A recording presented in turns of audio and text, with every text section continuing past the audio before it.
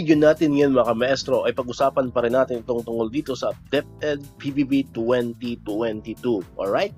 So marami pa rin kasi nagtatanong sa atin ng mga kamaestro natin dyan, no? Via PM, via comment, sa mga post natin sa YouTube and sa Facebook.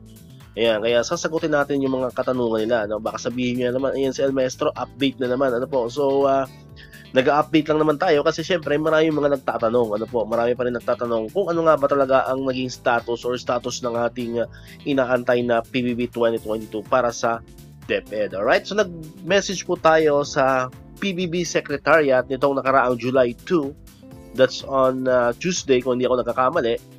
Ayan, and then nag-reply sila sa atin kahapon Friday. Ano? Friday sila nag-reply. Although hindi ko nagawang kahapon ng video to kasi medyo busy tayo, kaya ngayon ko siya ginawa ng video. Ayan, so papakita ko sa inyo yung conversation natin ng PBB Secretariat, no, para makita nyo kung ano talaga yung reply nila sa atin. Okay?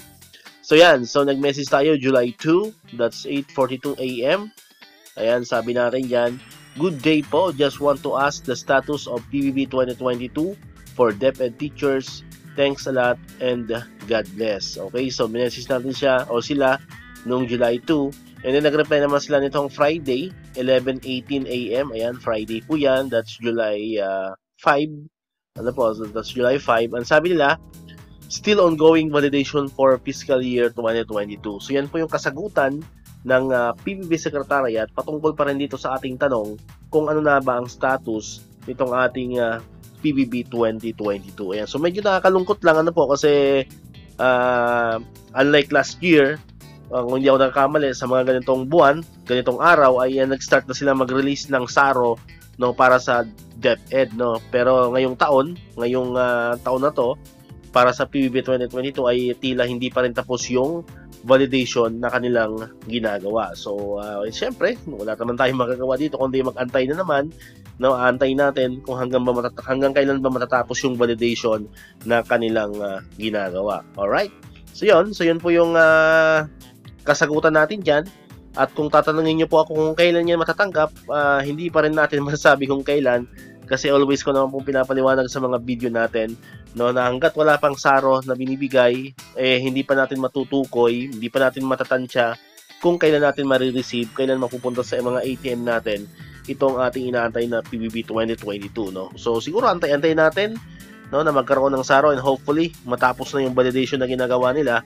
Kasi pag natapos na yan, sure naman yan na mapupunta na sa ating mga ATM. Sa mga nagtatanong naman sa atin kung sure ba talagang meron tayong PBB, meron po. 101% sure na meron tayong PBB 2022. Ano po?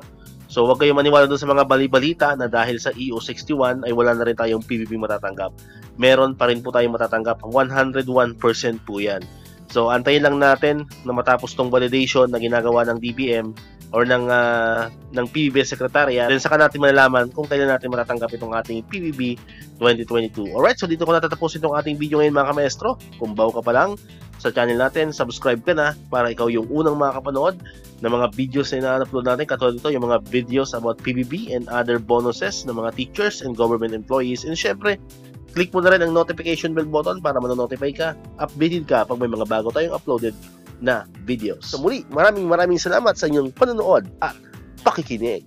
Once again, El Maestro. See you on my next vlog. Bye-bye!